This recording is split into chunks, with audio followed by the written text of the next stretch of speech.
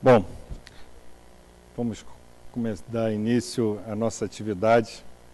Eu pediria até que todo mundo chegasse mais próximo, que é um workshop, uma oficina aqui, para participar. Vocês estão integrantes, ok?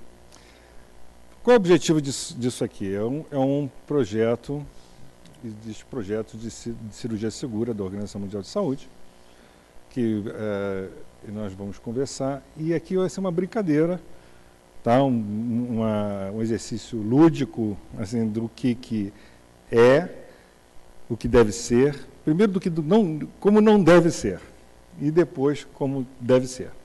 Evidentemente que é um exercício dentro de uma jornada, tem uma atividade lúdica mesmo, mas vai ser legal, porque tem a participação de todos. A doutora Fabiane vai iniciar com mais ou menos dizendo o que é o projeto, o que é isso. Bom, boa tarde a todos.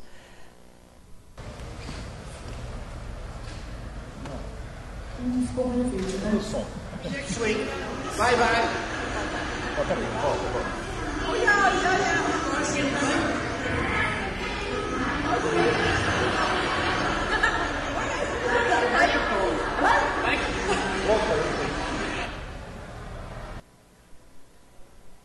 Então, assim, a gente vai falar um pouquinho, então, sobre os projetos e programas de segurança em período pré-operatório, em anestesia. E uma coisa que é bastante importante salientar é a importância da comunicação entre toda a equipe. Como a gente já falou, já o centro cirúrgico é um local de alta complexidade, onde inúmeros fatores de risco, como, por exemplo, transfusão de sangue, infusão de medicamentos, inúmeros equipamentos, como ventiladores, equipamentos. E, a partir daí, então, é um ambiente de alto risco. Aqui, nesse vídeo, que eu não sei se vai dar para passar de novo, ele fala, então, sobre a parapraxia. Tá?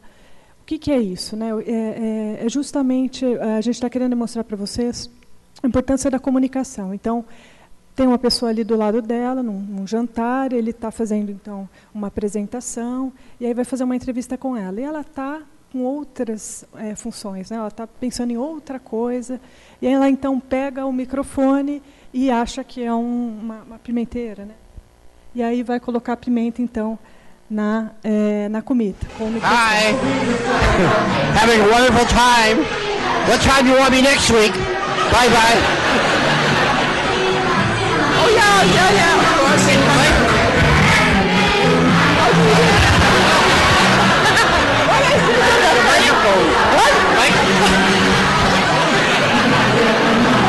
I thought it was pepper.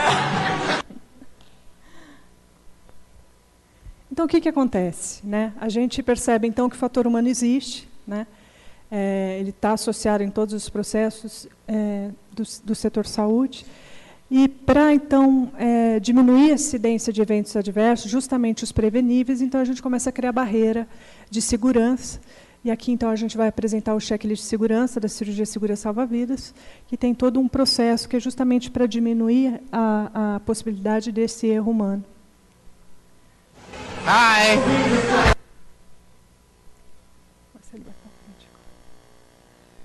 Bom, essa é uma estatística, então, internacional, agora que foi publicada, então, no site da Joint Commission, 31 de março de 2010. Esse levantamento é de 95, tá?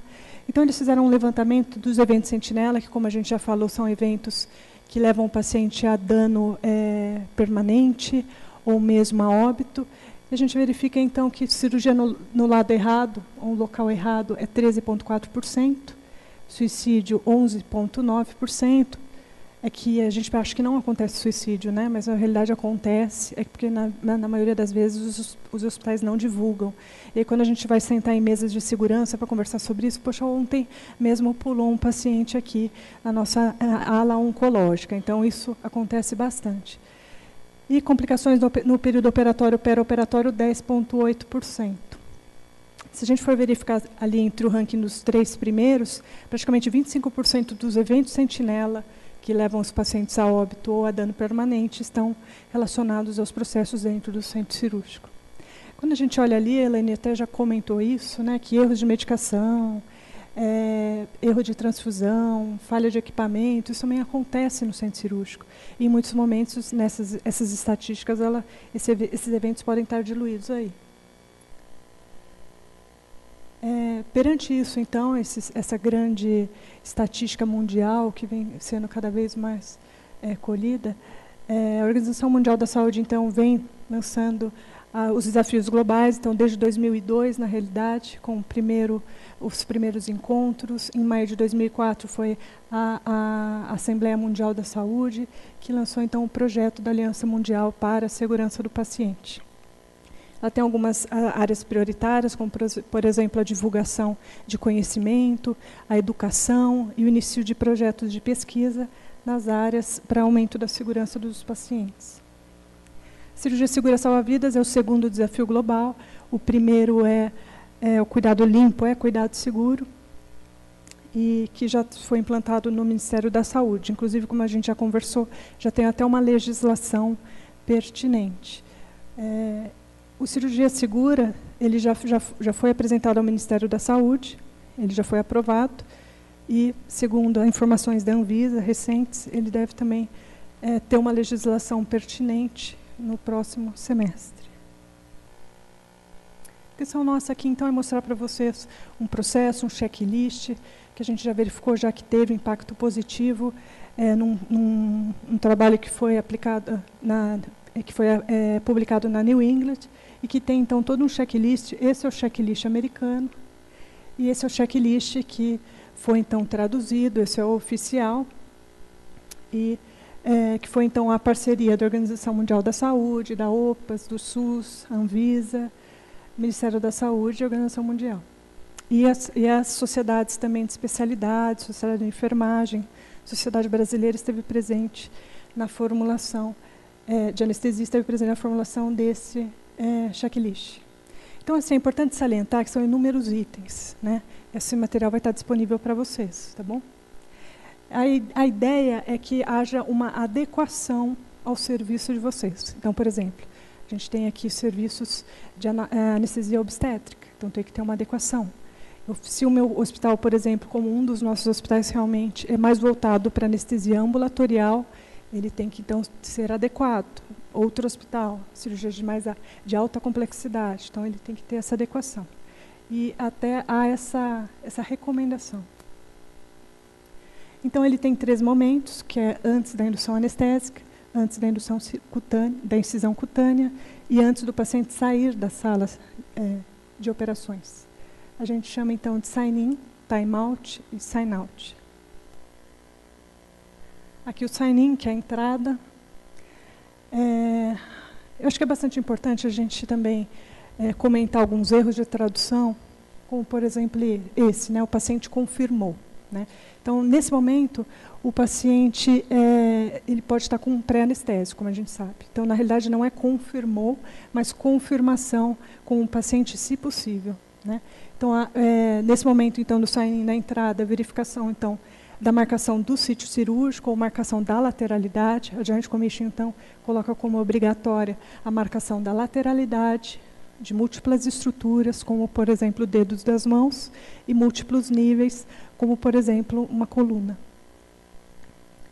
A checagem de segurança da anestesia, que também é vinculada aos equipamentos, materiais, medicamentos. E aqui eu faço um alerta em relação a esse checklist, que fala em oxímetro de pulso no paciente em funcionamento. Isso também é uma tradução. Então, a gente sabe que existe o projeto de oximetria global, que já foi comentado aqui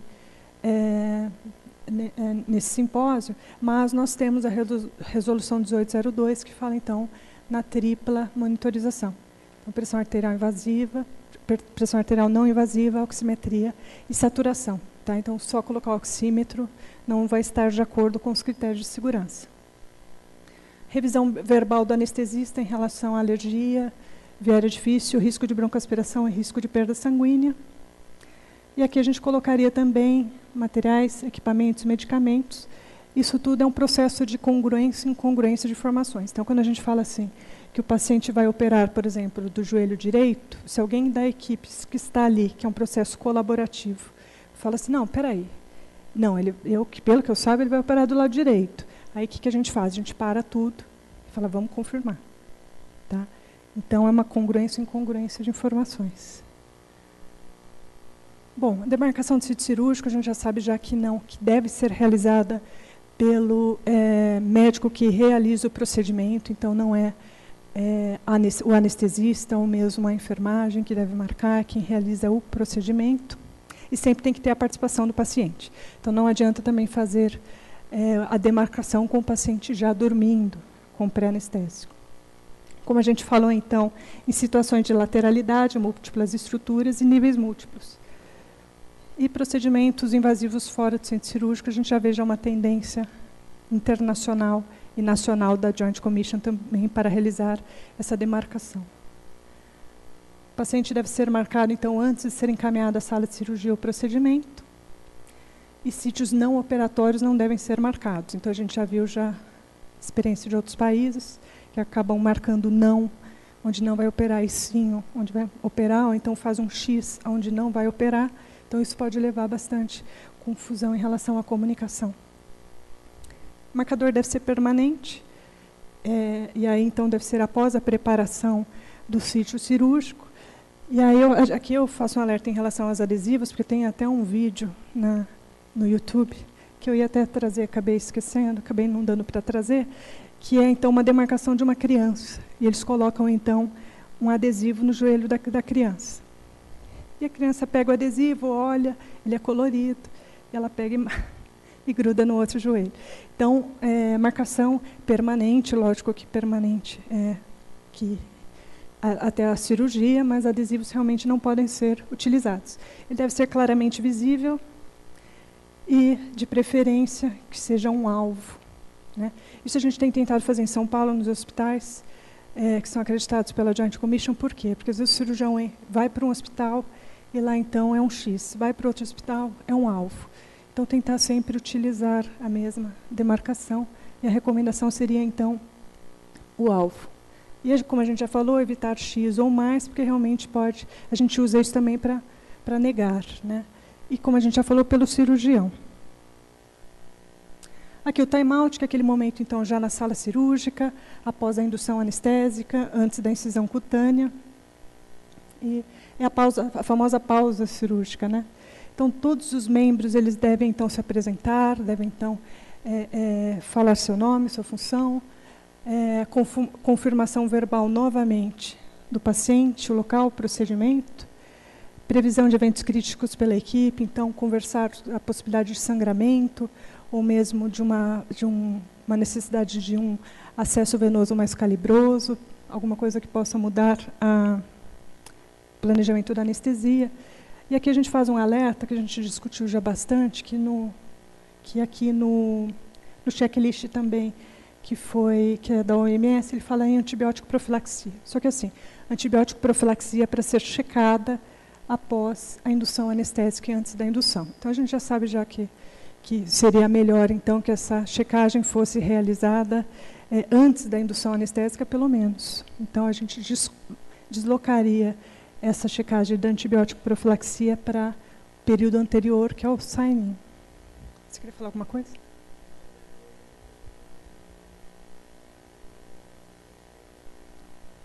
Não entendi, desculpa.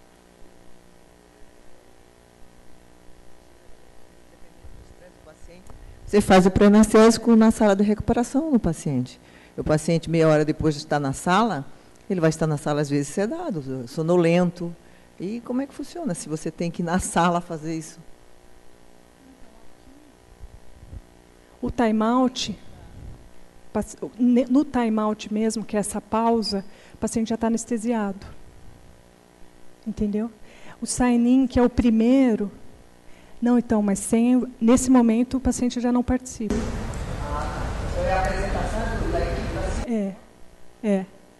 Na verdade, assim, tem todo um processo de adequação, né? Vocês vão ver. Mas a confirmação verbal ali é somente dos membros da equipe. Do paciente, local e procedimento, paciente correto, local correto, cirurgia correta.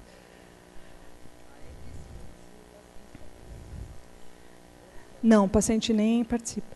Nesse momento, a identificação, uma coisa que eu esqueci de falar, a identificação do paciente, sempre 2 instrumentos, então o nome completo do paciente e alguma outra informação que o paciente possa falar. Então, data do nascimento, entendeu? Lá no começo que eu esqueci de falar, tá? Então, não vale só uma, porque você pode ter pacientes com o mesmo nome. E o SAMI até é utilizado. Mas, em algum momento, por exemplo, você vai fazer uma medicação no paciente. Estou pensando já na enfermagem, em outro processo. E aí você fala, como é que é seu nome? Então, meu nome é tal, tal, tal. E aí o outro instrumento, o ideal é que o paciente também participasse desse processo de identificação, como, por exemplo, a data de nascimento. O SAMI não está errado, mas a gente já vê uma corrente internacional já falando que é justamente isso, o paciente participando mais, inclusive, da sua própria identificação. A exposição das imagens diagnósticas, então, elas devem estar dos negapositivos, e a comunicação ativa e participação colaborativa da equipe.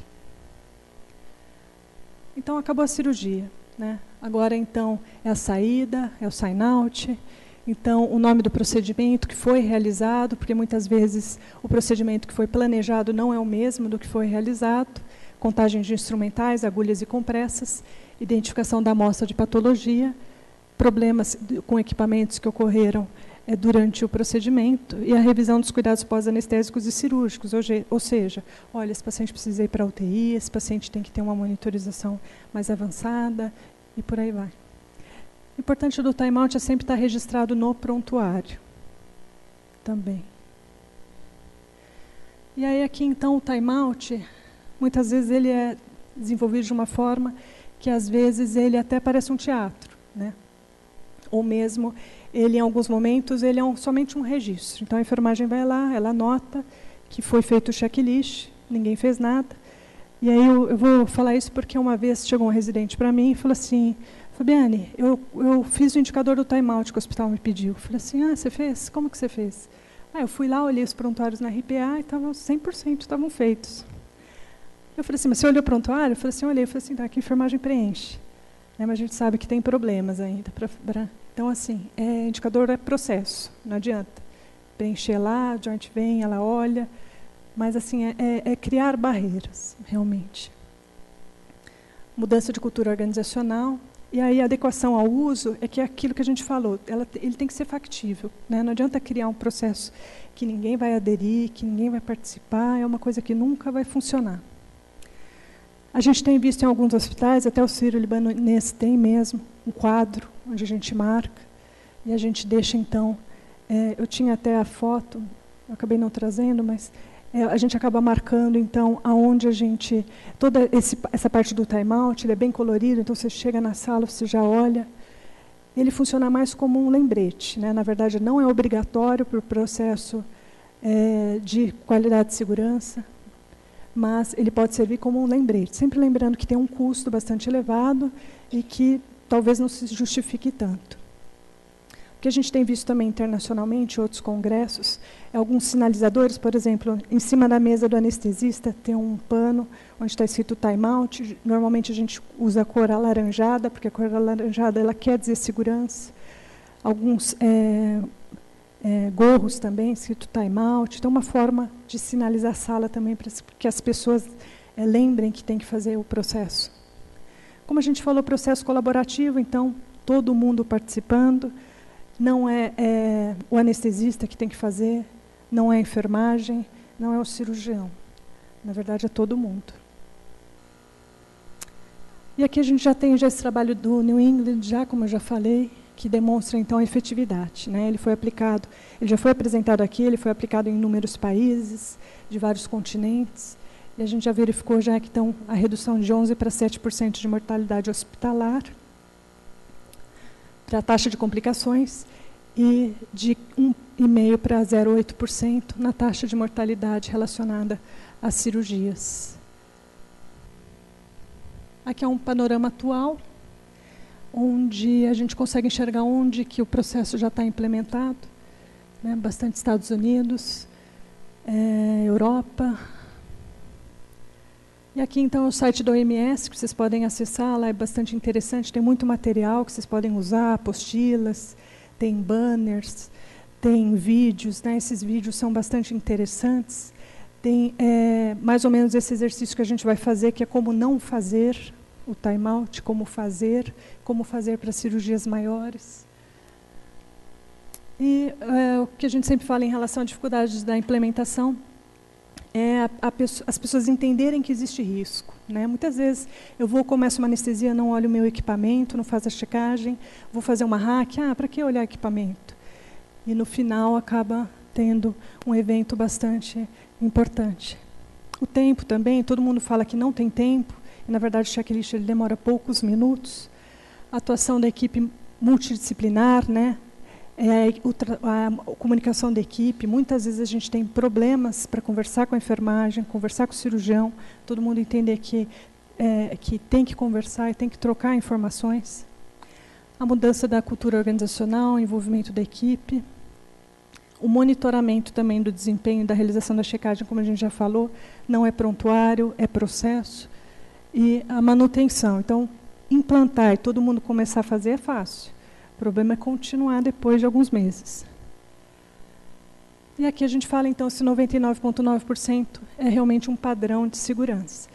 Então, aquele 0,1% é um paciente, para ele foi 100%. Então, a gente tem que pensar nisso, se as estatísticas falam em numa porcentagem muito pequena, na verdade, para aquele paciente, o erro, a cirurgia no local errado, foi 100%.